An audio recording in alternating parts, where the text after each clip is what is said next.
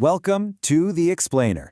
Today, we are pulling back the curtain on a constant, invisible tug of war that affects, well, pretty much the price of everything you buy.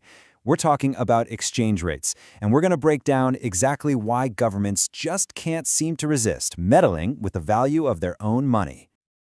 At the heart of it all is this one crucial choice that every single country has to make.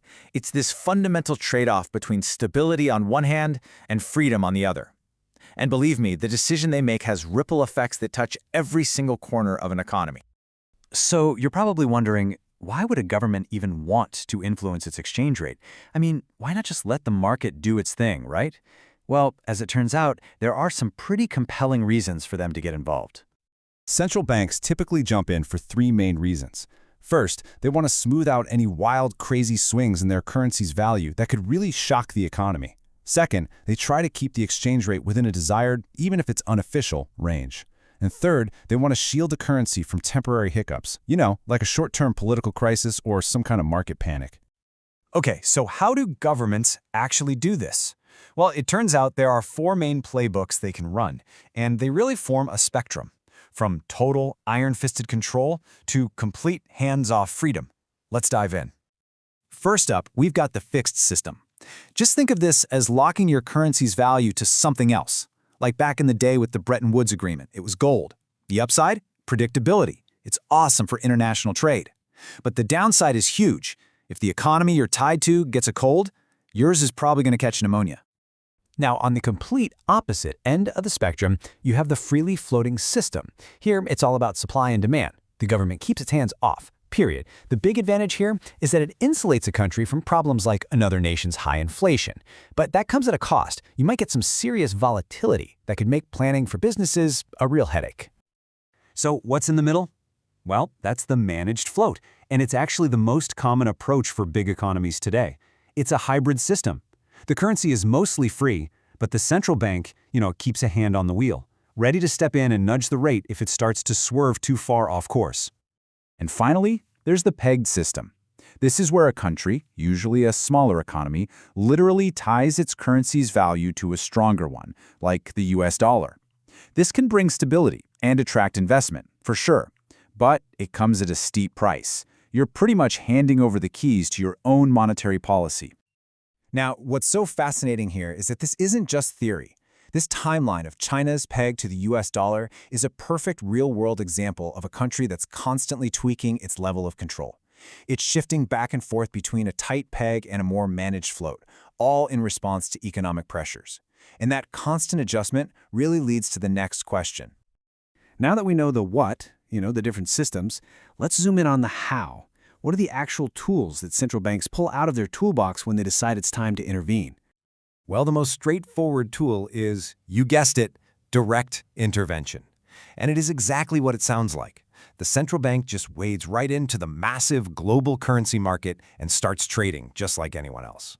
They'll buy up their own currency to prop up its value, or they'll sell it to push the value down. Simple as that. See, if a central bank wants to weaken its currency, it can just increase the supply. It's basic economics, right? By selling its own currency and buying up foreign ones, it floods the market, just like this quote says, which puts downward pressure on the price. It's a really powerful and immediate move. Okay, now this is a really important distinction. Imagine a country's money supply is like a big pool of water. In a non-sterilized intervention, the central bank's actions in the currency market are either adding or removing water from that pool. But in the sterilized intervention, they do something else at the same time, like selling government bonds, to offset that change, so the total amount of water in the pool stays exactly the same. So let's move on to the more subtle tools. If direct intervention is a sledgehammer, then governments also have a set of scalpels they can use. They can influence their currency's value without being quite so obvious about it. So what's in this indirect toolkit?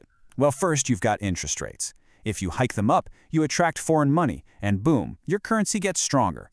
Second, exchange controls. You can literally put up walls and restrict how much currency can even be traded. And third, and this is the most subtle of all, you can move markets just by talking. This is where we get into market psychology, which is just incredibly powerful. A central bank can sometimes get what it wants without spending a single dollar. Just by announcing its intentions, it can trigger this massive domino effect of selling or buying from traders, creating a self-fulfilling prophecy that basically does the bank's work for it. Pretty amazing, right? So we know the why, the what, and the how. But let's zoom back out to the most important question of all. So what?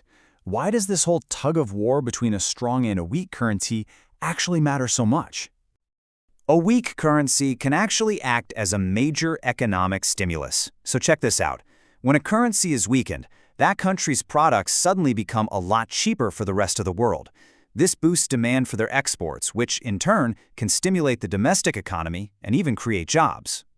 Now, on the flip side, a strong currency is a powerful inflation fighter. When your currency is strong, all those imported goods get cheaper for consumers.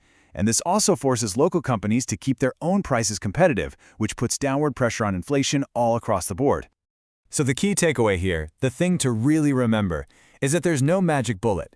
It's a constant economic balancing act. As you can see, a weak currency might be great for jobs, but it can also spark inflation. A strong currency can cool down inflation, but it might end up costing people their jobs. This right here is the fundamental trade-off that keeps central bankers up at night. And all this leaves us with one final, and I think pretty provocative question.